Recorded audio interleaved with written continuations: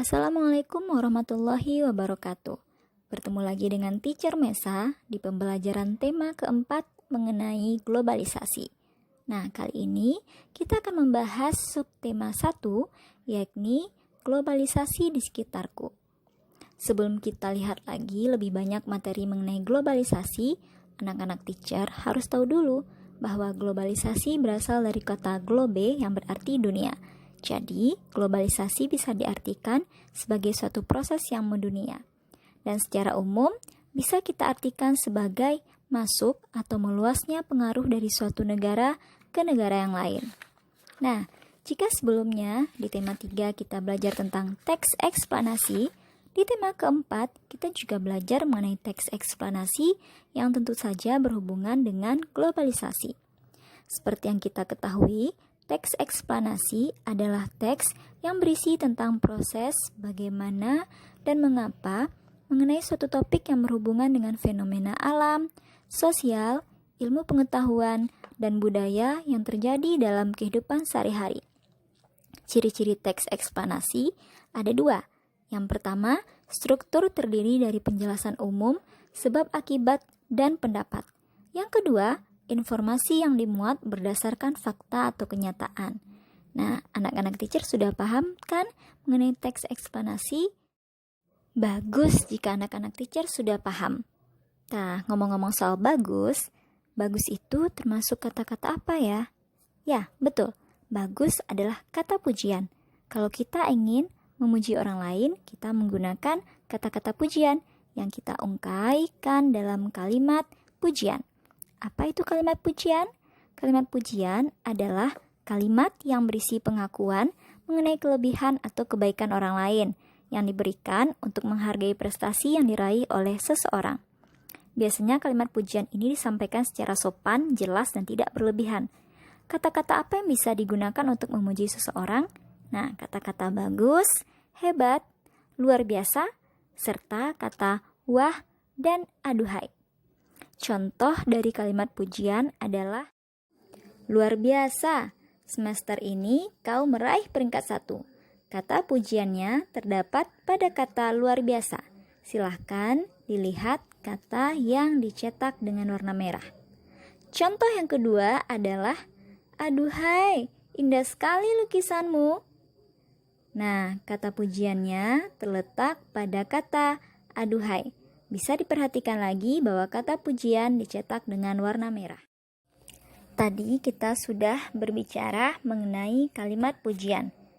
Seperti yang kita ketahui, kalimat pujian akan kita temui jika ada prestasi yang diberikan atau yang diperoleh oleh seseorang. Nah, di era globalisasi, mereka-mereka yang memiliki prestasi akan dihargai oleh orang banyak. Dan salah satunya adalah prestasi di tingkat internasional. Untuk tahap-tahap yang paling dekat dengan tingkat internasional adalah area atau kawasan yang berada dalam satu regional atau dalam suatu kawasan terdekat dengan Indonesia. Salah satunya adalah kawasan ASEAN. Di kawasan ASEAN, kita mengadakan kerjasama dengan negara-negara anggota di bidang sosial dan budaya. Adapun tujuannya adalah untuk meningkatkan kualitas sumber daya manusia atau SDM, meningkatkan kesejahteraan dan perlindungan sosial, meningkatkan keadilan sosial dan hak asasi manusia, serta mengurangi tingkat kesenjangan yang ada pada masyarakat negara-negara ASEAN. Contohnya, kerjasama di bidang sosial budaya, yang pertama, penanganan narkoba dan solusinya. Yang kedua, penanggulangan bencana alam. Yang ketiga, perlindungan terhadap difabel.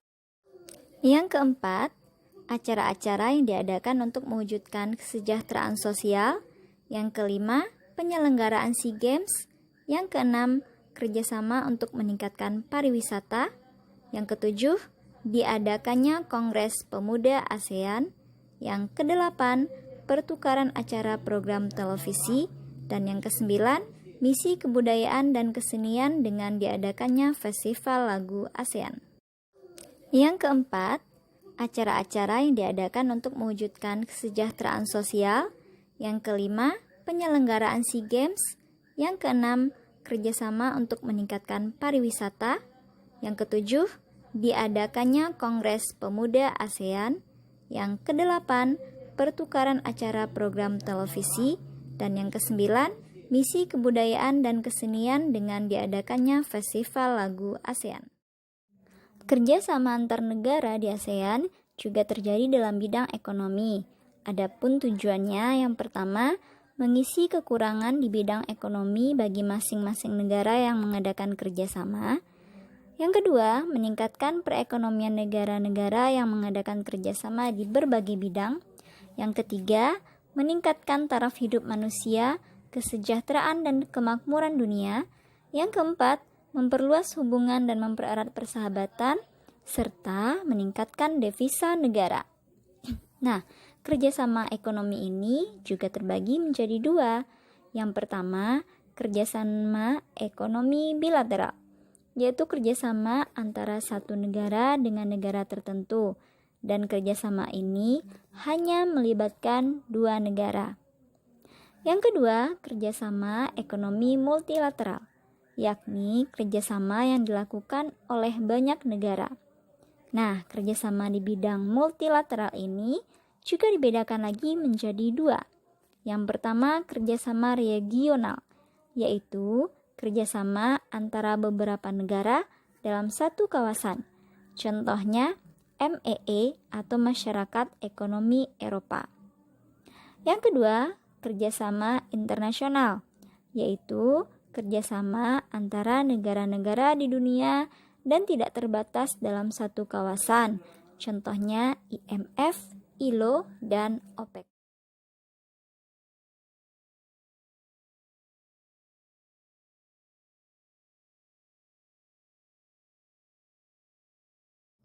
Di era globalisasi seperti sekarang ini, kita dituntut untuk hidup cepat dan tepat. Salah satunya dengan cara menggunakan peralatan listrik atau elektronik. Peralatan listrik tentu saja dialiri oleh arus listrik. Listrik diproduksi atau dihasilkan oleh pembangkit energi listrik. Di pusat pembangkit tenaga listrik, listrik dihasilkan oleh sebuah alat yang dinamakan generator.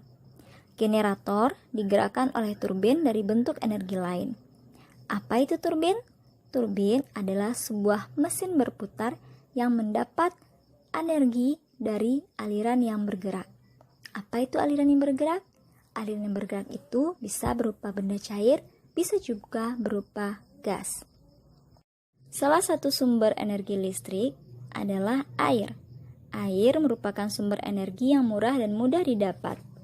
Dalam air tersimpan energi potensial, contohnya pada air terjun, dan energi gerak, contohnya pada air yang mengalir. Nah, listrik yang dihasilkan oleh air kita sebut dengan PLTA atau pembangkit listrik tenaga air. Bagian-bagian dari PLTA yang pertama adalah bendungan.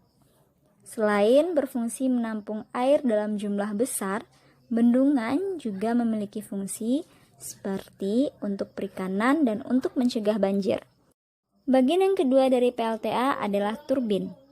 Dan bagian yang ketiga yaitu generator. Generator dihubungkan dengan turbin melalui gigi-gigi putar sehingga ketika baling-baling turbin bergerak, generator juga ikut berputar. Generator akan mengubah energi gerak dari turbin menjadi energi listrik. Yang keempat, jalur transmisi. Jalur transmisi berfungsi mengalirkan listrik dari PLTA menuju pemakai, baik rumah, perkantoran, maupun industri. Selain dihasilkan dalam skala besar, listrik juga dapat dihasilkan oleh pembangkit listrik dalam skala kecil. Pembangkit listrik ini disebut sebagai pembangkit listrik tenaga mikrohidro atau disingkat menjadi PLTMH. PLTMH biasanya dibuat di pedesaan secara swadaya oleh penduduk pedesaan. Berikut bisa diperhatikan gambar penampang pembangkit listrik tenaga mikrohidro. Bagian-bagiannya terdiri dari turbin, sama fungsinya untuk mengubah energi gerak dari aliran air menjadi energi gerak putaran yang dapat memutar generator. Kemudian ada generator yang menghasilkan listrik dari putaran turbin. Yang ketiga, saluran pembawa yang berfungsi menjaga ketinggian air. Dan keempat, ada panel kontrol yang berfungsi untuk menstabilkan tegangan. Lalu bagaimana suatu listrik bisa sampai di rumah-rumah atau tempat yang memerlukannya? Nah, sebelum sampai, listrik melalui sebuah proses yang panjang untuk bisa kita nikmati. Apa saja proses tersebut? Yang pertama, melalui pembangkit tenaga listrik. Listrik diproduksi atau dihasilkan oleh pembangkit tenaga listrik. Seperti yang sudah dijelaskan sebelumnya, tenaga listrik ini atau pembangkit tenaga listrik ini menghasilkan energi listrik yang dialirkan melalui transmisi. Pada umumnya, posisi konsumen jauh dari pusat pembangkit listrik, sehingga listrik ditransmisikan terlebih dahulu melalui saluran udara tegangan tinggi atau disingkat menjadi SUTT, atau melalui saluran udara tegangan ekstra tinggi yang sering disebut dengan SUKET. Kemudian dari transmisi, listrik akan didistribusikan. Sistem pendistribusian ini dapat berlangsung dengan dua cara, yaitu secara langsung dan secara tidak langsung. Sistem pendistribusian langsung jika pusat pembangkit tenaga listrik berada tidak jauh dari konsumen. Sementara sistem pendistribusian tidak langsung merupakan sistem penyaluran listrik yang dilakukan jika pusat pembangkit tenaga listrik jauh dari konsumen. Nah, sistem distribusi dimulai dari penyaluran listrik dari gardu induk ke gardu distribusi, di mana tegangan tinggi diturunkan menjadi tegangan menengah. Selanjutnya, listrik akan disalurkan dari gardu distribusi ke konsumen. Sebelumnya, tegangan listrik akan diturunkan menjadi tegangan rendah. Penyaluran dari gardu ke konsumen disebut jaringan distribusi sekunder. Di era globalisasi, untuk memperkenalkan apa yang kita miliki berupa prestasi dan hal-hal lain kepada orang lain, apalagi ke tingkat dunia, dengan cara memperkenalkan hal tersebut atau produk tersebut melalui sistem reklame. Nah, sebelumnya kita sudah membahas mengenai reklame dan juga iklan. Sekarang kita ulang kembali ya. Reklame adalah suatu tindakan yang ditujukan untuk menarik perhatian orang atas suatu jenis barang atau jasa dengan cara membangkitkan minat dan kemauan seseorang untuk memiliki atau memakai jasa tersebut. Reklame juga dapat diartikan sebagai upaya seseorang atau organisasi tertentu memperkenalkan suatu barang atau jasa, ide, atau program dengan mengadakan pengumuman dalam rangka mencapai tujuan tertentu. Media yang digunakan untuk reklame juga terbagi menjadi 3 bagian. Yang pertama, media audio yang menggunakan suara, bunyi, atau suatu tanda sebagai media untuk menyampaikan informasi yang dapat dinikmati oleh indera pendengar, contohnya melalui radio. Yang kedua, media visual, yakni media yang menggunakan gambar dan tulisan sebagai media untuk menyampaikan informasi yang dapat dinikmati dengan indera penglihat. Contohnya, poster atau gambar yang ada pada majalah. Yang ketiga, media audiovisual. Media audiovisual menggunakan suara dan gambar sebagai media untuk menyampaikan informasi dan dapat dinikmati oleh indera penglihat dan pendengar. Contohnya adalah televisi. Nah, menurut tujuannya, reklame dapat dibedakan menjadi 2, yaitu reklame komersial atau reklame yang memiliki tujuan untuk mempromosikan barang atau jasa kepada masyarakat. Dan yang kedua, reklame non-komersial, yakni reklame yang bertujuan untuk memberikan penjelasan, pemberitahuan, penerangan, imbauan atau ajakan kepada masyarakat agar melakukan isi pesan. Nah, reklame itu harus menarik loh. Hal-hal yang harus diperhatikan dalam membuat reklame yaitu 1. Kata-katanya jelas dan mudah untuk dimengerti. Yang kedua, bahasanya baik dan menarik serta ukuran hurufnya juga harus sesuai. Yang ketiga, ilustrasi menarik dan mudah diingat. Serta yang terakhir, tata letak gambar dan tulisannya juga baik. Nah, iklan tadi atau reklame tadi digunakan untuk mempromosikan barang atau jasa tertentu kepada para penggunanya. Tentunya tidak semua pengguna atau konsumen yang mampu membeli produk yang sudah direklamekan atau dipromosikan. Itu semua tergantung dari keadaan ekonomi atau keragaman ekonomi yang dimiliki oleh masyarakat banyak. Apa saja contoh keragaman ekonomi? Sebelum kita lihat contohnya, kita harus tahu dulu apa itu keragaman ekonomi. Keragaman ekonomi adalah berbagai macam pekerjaan yang digeluti oleh seseorang untuk memenuhi kebutuhan hidupnya sehari-hari. Bisa saja pekerjaannya sebagai petani, sebagai chef atau koki, sebagai pedagang, dan juga hal-hal lain atau pekerjaan lain yang banyak digeluti oleh masyarakat Indonesia. Nah, beragam keadaan ekonomi ini akan mempengaruhi kemampuan beli bagi konsumen atau masyarakat. Nah, anak-anak teacher, di era globalisasi ini banyak hal-hal yang masuk ke Indonesia yang tidak berhubungan dengan kebudayaan Indonesia sendiri. Contoh, berbagai macam makanan hasil luar negeri atau khas luar negeri sebagai makanan instan yang sering dikonsumsi oleh penduduk Indonesia, seperti yang ada pada gambar berikut. Bagaimana sikap kita dalam menanggapinya?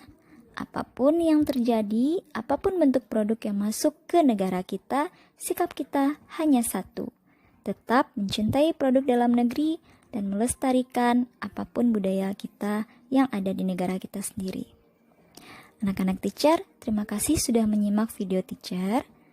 Semoga bisa menyimak materinya dengan baik, memahaminya, dan mengaplikasikannya dalam kehidupan sehari-hari.